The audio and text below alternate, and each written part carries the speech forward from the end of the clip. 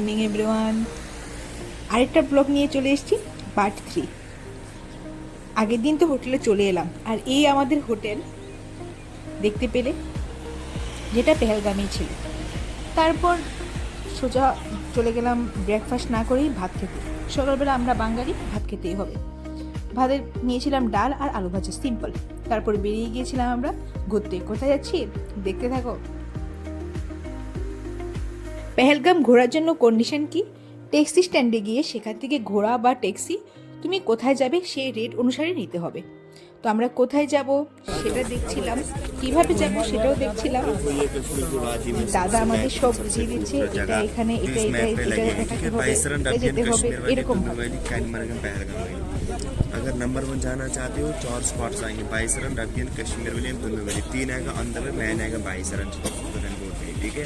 अगर ये भी जाना चाहते हो कनिमुल्ला, जहाँ पे पिक्चर सिस्टम होती है, वो भी पिक्चर बनती है इस जगह पे, कनिमुल, इसका रेट है उधर। और लास्ट যা বুঝার বুঝে আমরা ঘোড়া নিয়ে নিয়েছিলাম, 4 জনে 4টে। রেট তেমনটা পড়েনি, 1200 থেকে 1500-র ভিতরেই পড়ে গিয়েছিল। 3000-ও বলতে পারে, বার্গেনিং করতে হবে, হয়ে যায়। ঠিক আছে, এখানে ছিল অনেক অনেক ঘোড়া। সো না মানে কেউ না কেউ তো যাবেই। এই দেখতে পাচ্ছ কত ঘোড়া, কি সুন্দর লাগছিল।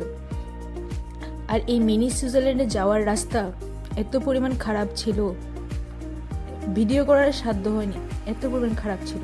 পুরো রাস্তা কাদা, তার উপর উঁচু নিচু পাথর। এটা হলো ডাবিয়ান। মিনি সুইজারল্যান্ড যাওয়ার পথে অনেকগুলো স্পট ছিল, সবগুলোর নাম এতটাও মনে নেই। টিকিট কাটতে হয় ভিতরে যাওয়ার জন্য, টিকিট কাটা হয়ে গেছে, ভিতরে ঢুকে গেছি। পুরোটা বরফে ঢাকা ছিল না, কিছুটা কিছুটা বরফে ঢাকা ছিল। যেই জায়গায় মানুষ নেই, বরফও আছে, ফটো তুলবো, নিজেরা একটু আনন্দ করব, সেই জায়গায় আমরা 4 জন চলে গেছি।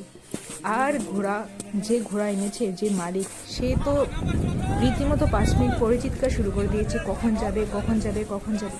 আর একটা টিপ আনবে না, তো নিজেদের মধ্যে একটু অ্যাডজাস্ট করতে হয়। ঘোড়ায় উঠে গেছি, অনেক ভয় পাচ্ছিলাম।